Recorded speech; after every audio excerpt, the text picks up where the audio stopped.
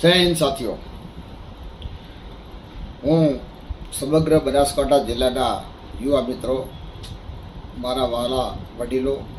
પક્ષની વિચારધારા સાથે સંકળાયેલા કાર્યકરો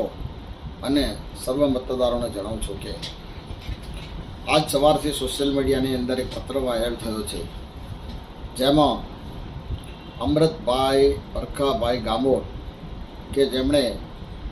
એ પત્રમાં એવું જણાવેલ છે કે હું વાવ તાલુકા કોંગ્રેસ પક્ષના પ્રમુખ પદેથી તેમજ કોંગ્રેસના સભ્ય પદેથી રાજીનામું આપું છું. ગત 2021થી વાવ તાલુકા કોંગ્રેસના પક્ષના પ્રમુખ તરીકે મારી વરણી થઈ. ત્યારબાદ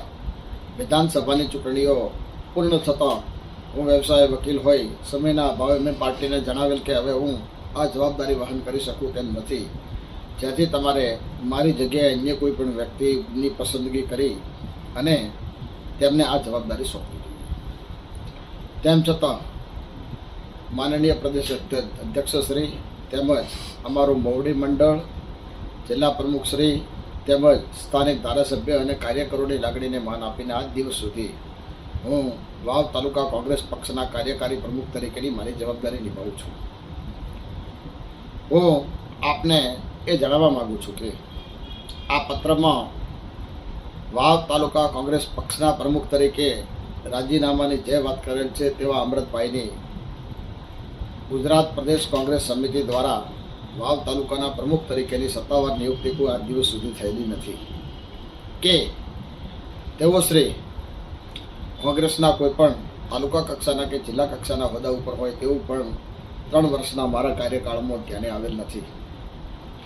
મને વાતથી એવી હકીકત જાણવા મળેલ કે તેઓ ભૂતકાળમાં કોંગ્રેસ પાર્ટી તરફથી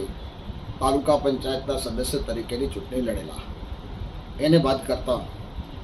તેઓ સંગઠનના કોઈ હોદ્દા ઉપર નથી, જેથી ચૂંટણીના આ માહોલમાં બનાસકાંઠા જિલ્લાની અંદર કોંગ્રેસ તરફી જે માહોલ બનેલો છે તેને ડાયવર્ટ કરવા માટે અને કોંગ્રેસના કાર્યકરોમાં એક ભ્રમ ઊભો કરવા માટે મીડિયાના માધ્યમથી જે સમાચારો પ્રસિદ્ધ થાય છે તે સદંતર પાયા વિહોણા છે. કારણ કે કોંગ્રેસ પક્ષના પ્રમુખ તરીકે એવી કોઈ વ્યક્તિની પ્રદેશ કક્ષાએથી કોઈ નિમણૂક કરેલી નથી. જેથી પત્ર કોણે લખ્યો છે, જો અમૃતભાઈએ લખ્યો હોય તો તેમની કઈ નિયુક્તિ અને કોના દ્વારા કરેલી નિયુક્તિના આધારે લખેલો છે તે અનુસંધાનની વધુ વાત તો તેઓ જણાવી શકે. પરંતુ ગુજરાત પ્રદેશ કોંગ્રેસ તરફથી હું એટલું સ્પષ્ટીકરણ કરું છું કે તેઓ તેમના પત્રમાં જણાવે છે તેવો કોઈ હોદ્દો તેમની પાસે ભૂતકાળનો હતો નહીં અને હાલે પણ નથી, જેથી આ રાજીનામાની જે ખબર છે તેને કોંગ્રેસ પક્ષ સાથે કંઈ લેવા દેવા નથી.